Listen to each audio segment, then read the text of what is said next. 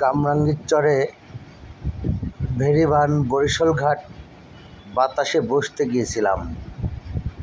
তখন দেখি একটা কুকুর না খেয়ে শুকায় গেছে। কতদিন যাবৎ খাইনি আমি জানি না, আজকে কয়েকদিন যাবৎ খাবার দিচ্ছি ওকে।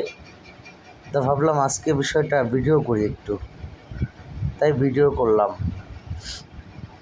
কুকুরটাকে রুটি দিয়েছিলাম প্রথম দিন, রুটিগুলো খায়নি, কুকুরের শরীরে ঘাও হয়ে গেছে।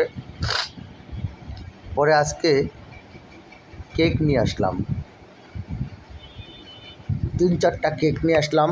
3-4টা কেক বসে বসে ওকে ওর মন মতো করে খাওয়ালাম। ও খাচ্ছে আর কি যেন বলতে চাচ্ছে, খাচ্ছে আর কি জানি বলতে চাচ্ছে। আসলে জানি না যে কি বলতে চাচ্ছে।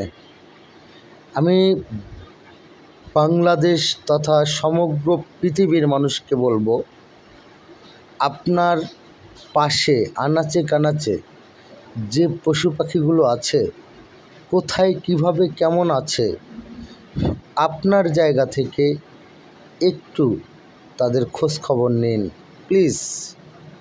অনুরোধ করে বলছি, আপনার জায়গা থেকে যতটুক পারেন তাদের খোঁজ খবর রাখেন। কারণ সৃষ্টির কর্তা আল্লাহ আপনাকে আমাকে সবাইকে সৃষ্টি করেছেন, সব কিছু সৃষ্টি করেছেন। আপনাকে বোঝার শক্তি দিয়েছে, বলার শক্তি দিয়েছে। ওকে বোঝার শক্তি দেয় নাই, বলার শক্তি দেয় নাই। এজন্য কি ওদের বাঁচার অধিকার নাই? ওদেরও বাঁচতে হবে, ওদের এই পরিবেশ রক্ষার স্বার্থে বাঁচাতে হবে, আমরা ভালো থাকার স্বার্থে ওদেরকে বাঁচাতে হবে।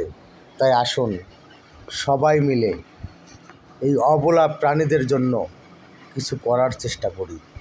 তাদেরকে যার যার জায়গা থেকে পানি খাবার ব্যবস্থা করে দেই।